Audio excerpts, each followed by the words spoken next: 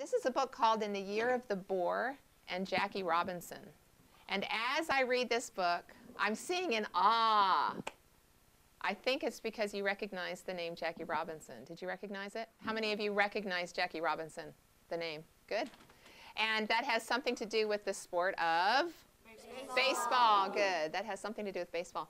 So we're going to see what connection in the Year of the Boar and Jackie Robinson, how those two things, we're going to be waiting for quite a while in the book to see how they come together and how they relate to each other. But it should start kind of the ideas rolling in your head of how you're going to see that relationship.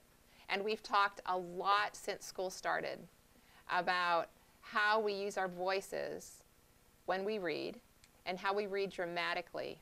And just a couple of weeks ago, I think it was last week, we first talked about really trying to take on the character and think about what the character's like when we decide how to use our voices.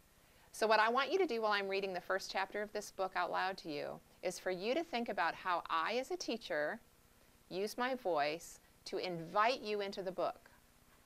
And hopefully, if you get good at thinking about how I invite you into books, you'll remember that when you're reading the first chapter of a book, and you'll think about how you need to really think about what that character's like.